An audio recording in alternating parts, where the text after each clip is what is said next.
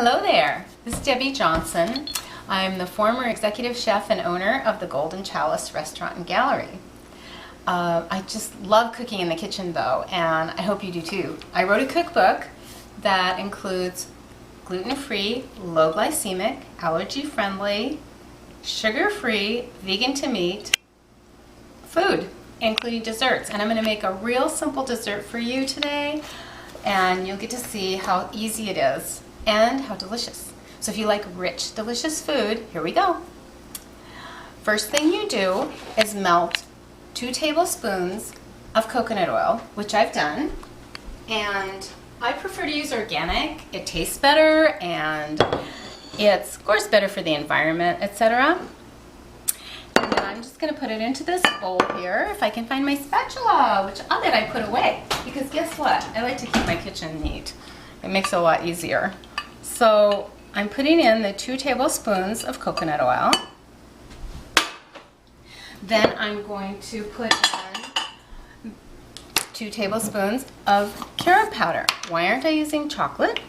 Well, carob powder is supposed to be so much better for you than chocolate. Chocolate has theobromine, which is an addictive substance, which is why people get addicted to chocolate.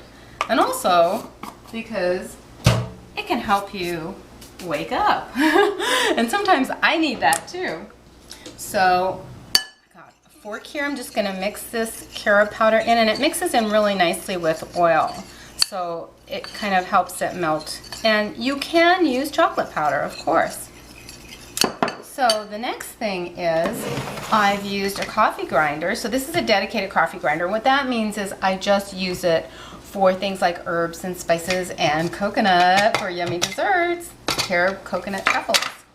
So this is about 3/4 of a cup, and you use a whole cup of coconut. And so what I did was I used unsweetened organic coconut, and I got it in a package at the health food store. And this can also be used as a coating, which makes you think it's like powdered sugar or something, and especially if you can't eat sugar, it really looks like a great treat, and it tastes that way too. But they say looks are part of it. And if I don't knock the whole kitchen apart, we'll do great. Okay, so this is the 1/4 cup. So I ground that up first. It makes it easier. You can do it all together, and if your grandma cooked like me, it works. Okay, so we're going to mix in the coconut. And now it may seem kind of squishy a little bit, but that's because, and like it won't roll into balls, which is what we're going to do later. But you see how it's starting to stiffen up, and the coconut oil was warm. Coconut oil, or you can use butter if you want, same thing, it will harden up, especially ghee or clarified butter. Now we're going to put in a teaspoon of pure vanilla extract. Supposedly, if you're gluten-free, you need flavoring. There are different camps about that. If you want, you can try it, but only if your doctor says so, of course. We're going to put in 1/2 teaspoon of stevia. This might look different to you because it's actually darker. It's the whole leaf stevia, which I believe in using because I know that it's actually better for you than the more refined, which is true of almost any food, as you probably know. So about 1/2 teaspoon of that, and that's going to be to taste, because not everybody likes sweets. Some people like it sweeter. You just decide what works for you. And then we're gonna, this is my secret ingredient, a little bit of almond extract.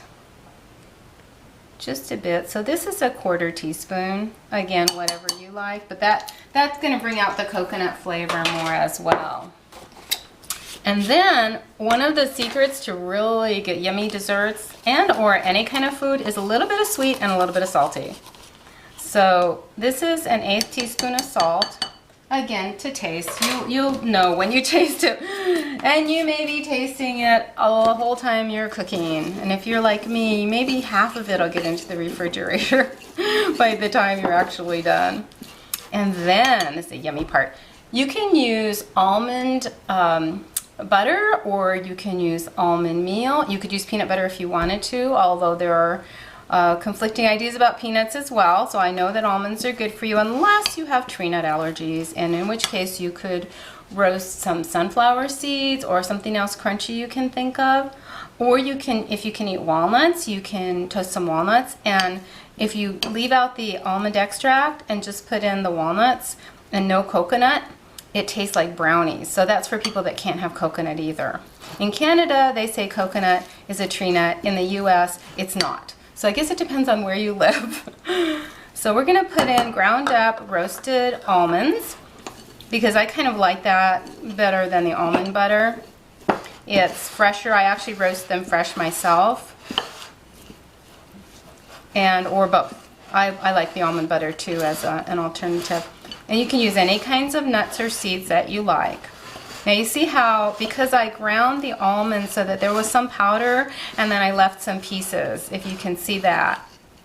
Then we're ready. See how quick and easy this is? Now I use sanitary gloves, disposable gloves.